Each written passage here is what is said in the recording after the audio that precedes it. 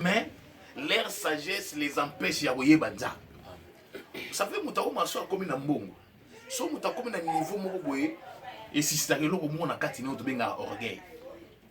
Et l'orgueil et ça la remonta longa même na présence nzambe. Orgueil et ça la remonta bando sala biloko mona kaka yenda zali. Batu nyonso bakoke loko te, batu nyonso ba osala loko te. Et la Bible souligne puisque le monde est dans sa sagesse. Comme ils sont sages, ils se sont permis même de créer des fléaux. Comme ils sont sages, ils se sont permis même de créer des robots. Bible et l'obin abisso. Comme ils n'ont pas connu Dieu, il a pris à Dieu dans sa sagesse. C'est-à-dire, de l'autre côté, il y a deux sagesses qui se battent. La sagesse de l'homme et la sagesse de Dieu. Bilobi, il a pris à Dieu et s'est pélisé par sa sagesse à sauver mon kili par la folie.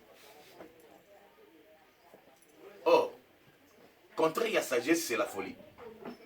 Amen. Mais comment Zambé a gros là à sauver ma croyant par la folie? Or, celui qui est folle ou celui qui est fou, a mon temps de dépourvu de sens. Mais écoutez un peu, et c'est Pélissinza, na sagesse na yabuza, à confondre des sagesses à mon kili, à sauver Bisso Bakwaya par sa folie. Vous savez, la folie de Dieu, c'est quoi? C'est au moment où bakani l'église va s'embellir, mais mouton a nanda quoi, s'embellir nzamba pesi lobi. C'est au moment où batu balobi mouton obimate, pour qu'il nous luka. Mais orphelin, c'est au moment où fou où il y a autant de balabala, à Zuizem, à quelle date consultation prénatale mon côté, mais à Boti Banama passe, sans l'aide de la femme sage. C'est ça la folie de Dieu. C'est juste pour nous dire, nous ne devons pas regarder le monde, vaccin, quand on tourne vers lui nos regards, on est rayonné de joie. Le monde ne peut rien. Celui qui peut nous sauver, c'est Dieu à travers sa folie. Parce que les hommes sages, actuellement dans des labos, ils sont en train de faire des recherches comment ils vont trouver les vaccins. Mais je vous dis, le plus grand vaccin, le plus grand remède, c'est le nom de Jésus-Christ. C'est le sang de Jésus qui est là pour nous protéger contre tous ces fléaux. Vous savez, même dans l'Égypte, nous avons bâti un fléau. Et vous allez voir, la sagesse des hommes voulait contredire la folie de Dieu. Or, la folie de Dieu est plus grande que la sagesse de l'homme. La folie de Dieu est plus grande que la sagesse de l'homme. Ce qui s'est passé, c'était quoi? Chaque fois où Moïse venait à Salilikam, Pharaon a béni battu, mais il est arrivé. Le début a commencé à affluer. La Bible dit que bâton ya Moïse et melaki ba bâton ya ba sage nyonso bazaki na kati Égypte. Pour nous rassurer seulement, cela ne veut pas dire que tous soient mis sur la biso total à pas occidentaux. Tous soient mis sur la biso makanisi na biso to raisonner, oh non, nenge basali boye, il faut ba yapé ba confiner biso, ceux qui étaient malades wana et go simba na yebisa yo. Na moni place moko te mutalibo ma sukola maboko. Maintenant na moni to hôpital moko babi mutalibo makufi na coronavirus. Mais yo nanga to sukola maboko chaque fois. Mais na yebisa yo. Savon ya mukilo. Oui, il sukola maboko. Mais il y a des fois zolo la vérité. Ce qui te koya ko comprendre que et c'est Pélissa qui nous a sauvé mon kili par sa folie. Même si on a comment monter au babomi, va crucifier le col à Moïbi, à quoi sauver l'humanité. C'est une folie. Tant que ce bateau batanga, ba on a moueza lokuta, on a moueza liboma. C'est ça la force de Dieu. Et c'est Pélissa Nzambe, à travers Makila ya Yesu Christo, à somba bateau mon kili moïba. À travers Makila ya Yesu, à procurer pureté à chair. À travers Makila ya Yesu, à procurer assurance na metema ya bateau.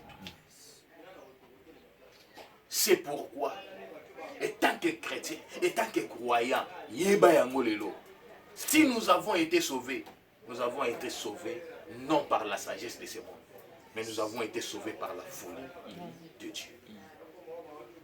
Par sa folie, à ce peu-là, qu'il y a un Jésus Christ, il y a beaucoup fait la mission. Pour faire sa mission au bigo. Et Hébreux ont souligné dans le chapitre 9, si le sang de taureau de bouc procurait la pureté de la chair, à combien plus fort le sang de Jésus-Christ? Et il y a un makoki. Il y a un mosika. Il y a purifier conscience na biso pour longola yango na ba œuvre morte. Juste pour nous rassurer que seule l'unique personne, le seul oazana makoki ya ko sala ba signe ba produit na ba vie na biso, ya ko sécuriser biso vie na biso, ya ko protéger yango et ça sera Jésus-Christ. Amen. Et dès aujourd'hui, longola makanishi na yo kotala. Je ne nous interdis pas ya ko sugola maboko. Je ne suis pas contre qu'on appliquer des désinfectants, mais le plus grand désinfectant, c'est le sang de Jésus-Christ.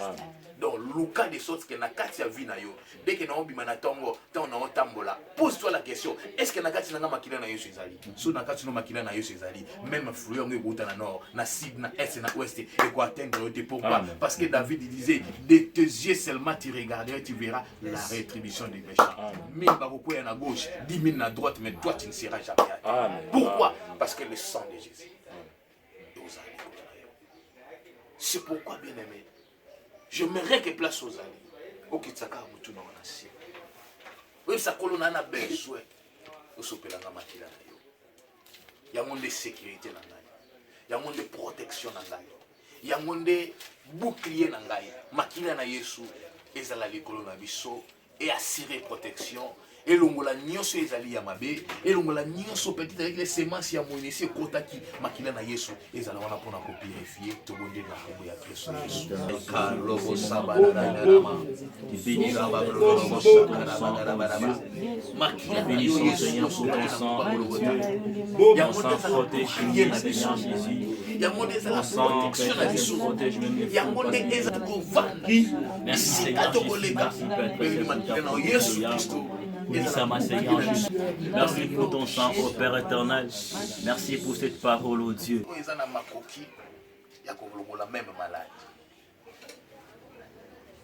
Bien aimé, même à ta malade, à moi, je suis content qu'il y a un problème. Et comment il y a un niveau ni ce qui m'a dit là, c'est côté katinayo et transforme. Et l'homme là, quand même, organe, c'est bébé créé, organe asika. Il veut aller sabiso. Sarah est comment qui dans 90 ans. Impossible Sarah simba mwana. Amema mwana selon sagesse ya muki. Mais na folie ya Zab.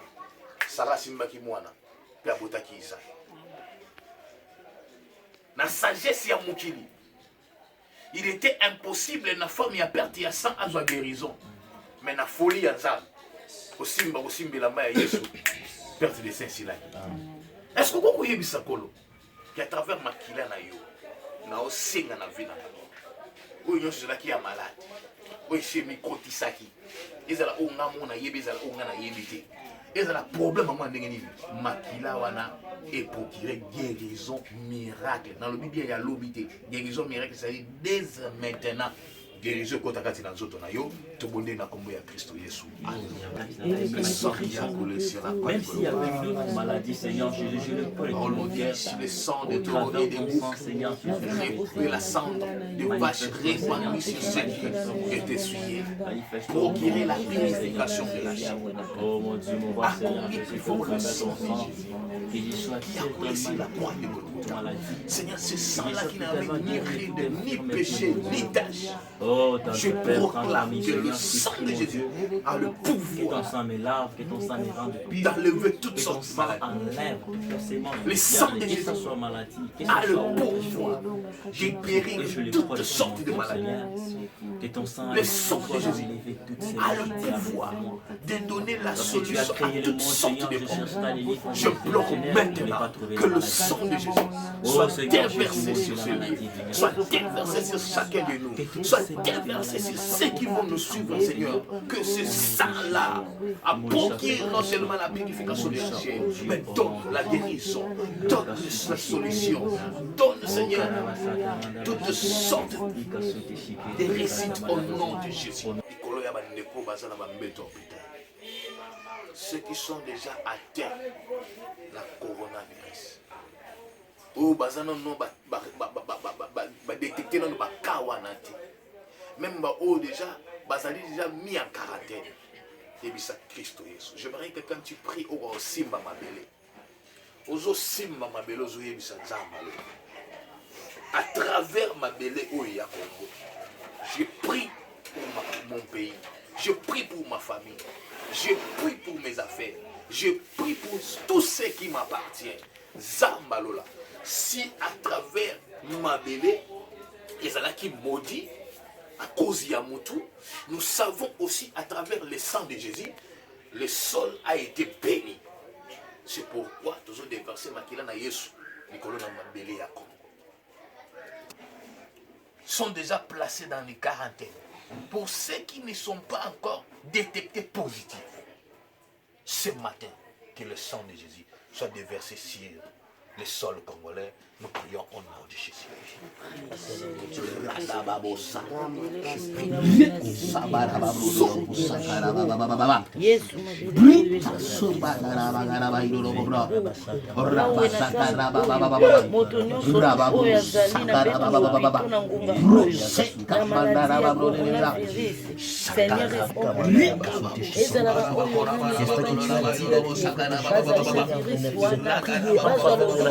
dont je vous amène en captivité dans votre bonheur n'est pas visé. Je prie pour les sols congolais, Seigneur. Pour le Congo, mon Dieu, Seigneur. Au nom de Jésus, Père, dictionnaire céleste, le mot impossible n'existe pas. C'est pourquoi il est temps